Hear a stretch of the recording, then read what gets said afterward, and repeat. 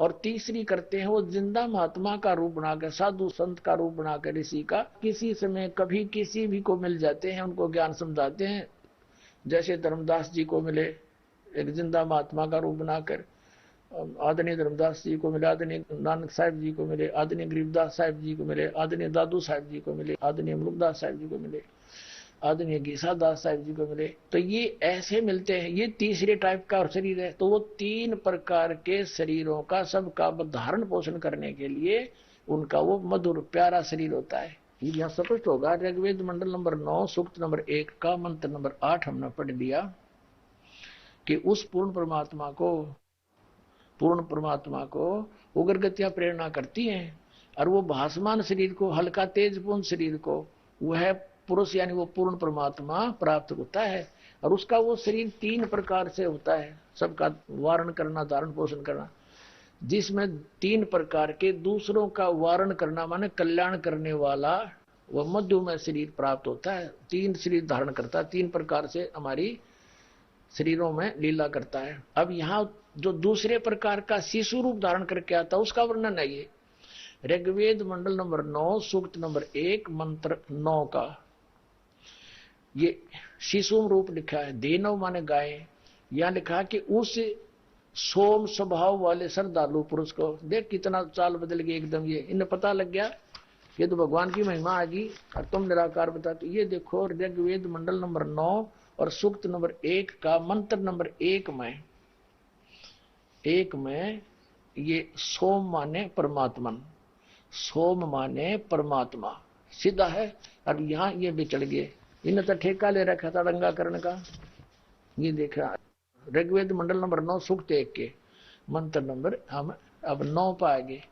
इसमें क्या लिखा है, उस सोम माने अमर परमात्मा को, अमर परमात्मा को जो शिशुम, शिशु का अर्थ लिख दिया कुमार अवस्था में ही। शिशुम माने जो शिशु रूप धारण करके बालक रूप में प्रकट होता है। अभी अधन्या, अधन्या माने बिना दनाई, देनो माने गौवें तृप्त करती है। इनका अनुवाद पढ़ने पहले जब समझ में आएगा। उस अमर पुरुष को, यहाँ अमर पुरुष माने परमात्मा को, उस परमात्मा को जो शिशुम, ये शिशु है मूल पाठ में शिशुम, उस शिशु रूप धारण कर आए हुए परमात्मा को सब प्रकार से अभी अधन्या, अधन्या माने जो बिना दनाई गायें, अभी अधन्या माने कति कंप्लीट अनटच, जाके संग बैल नहीं लागा, कंवारी अहिन से नहीं लिख दिया इन्होंने अर्थ। और गौवें माने गौवें तृप्त करती हैं, उनकी पालन की लीला उन कंवारी गायों से होती है। अब हो गया कंसेप्ट क्लियर। जब परमात्मा शिशु रूप धारण करके आता है तो उसकी परवरिश की लीला कंवारी गायों द्वारा होती है। तो दूसरी टाइप का जब वो शरीर धारण करके आते हैं दाता यहाँ पर हमारे को एक युग में ऐसी लीला करते हैं। तो उसी की विषय में ऋग्वेद मंडल नंबर 9 सूक्त नंबर 96 के मंत्र नंबर 16 और 17 में 16 में पूछा कि आपका वो असली नाम क्या है, वास्तविक नाम क्या है, उसका ज्ञान कराओ। तो 17 में मैं वास्तविक नाम बताया है वो कबीर देव है। ये देखना ऋग्वेद मंडल नंबर 9 सूक्त 96 यानी 96 के हम मंत्र नंबर 16 को आपको पढ़ाया था, फिर दिखा लेते हैं। हे परमात्मन सर्वोपरि रहस्य, ये रहस्य माने गुप्त, गुह्यम चारु नाम, सर्वोपरि रहस्य श्रेष्ठ नाम माने जो तुम्हारा नाम है, संज्ञा नहीं। ये नाम सब लिख रखा है बता, और जानते मतलब था इन्होंने तो। आपका जो नाम है असली नाम है गुप्त, आपका जो गुप्त नाम है वास्तविक, आप उसका ज्ञान कराएं। अब इसमें दिखाया 17वें मंत्र में ऋग्वेद मंडल नंबर 9 सूक्त नंबर 96 का मंत्र नंबर 17 में कहा है कि शिशु जज्ञानम हरियंतम मर्जंती शुभंती विहीन मरुतो गणेन। ये कबीर गिर भी काव्यन कबीर संत सोम, सोम माने अमर परमात्मा, पवित्रम अत्य तीरे भन।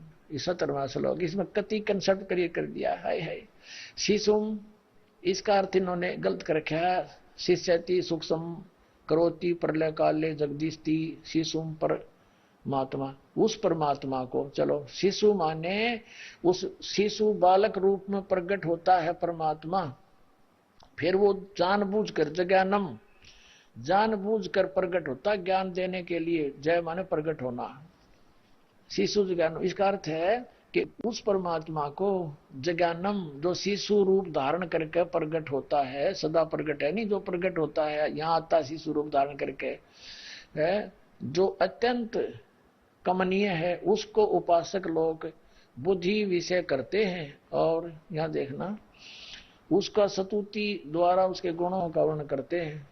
अब आगे बताते हैं, विद्वान लोग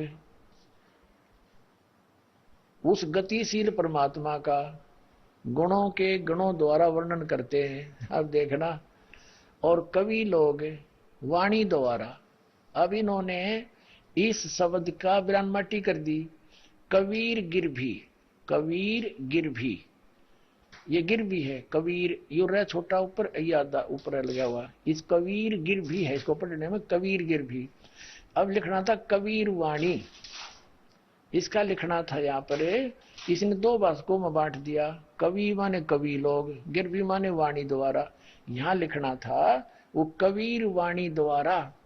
और काव्यन, कविताओं से, काव्यन माने वो पद्य भाग में बोलता है, उच्चारण करता है। देखो, रेबन माने गरजता हुआ, रेबन माने ऊंची आवाज में बोल बोल कर अपना ज्ञान सुनाता है। कि काव्य ना, कविताओं से, लोकोक्तियों के माध्यम से वो कबीर है, वो कबीर देव है, संत रूप में आता है, वो अमर परमात्मा ऋषि रूप या संत रूप में प्रकट होता है, अपना ज्ञान ऊंचे स्वर में कबीर वाणी द्वारा, कबीर गिरभी द्वारा, कबीर वाणी द्वारा, काव्यना, कविताओं से यानी लोकोक्तियों के माध्यम से, शब्दावलियों के माध्यम से वो बोलता है।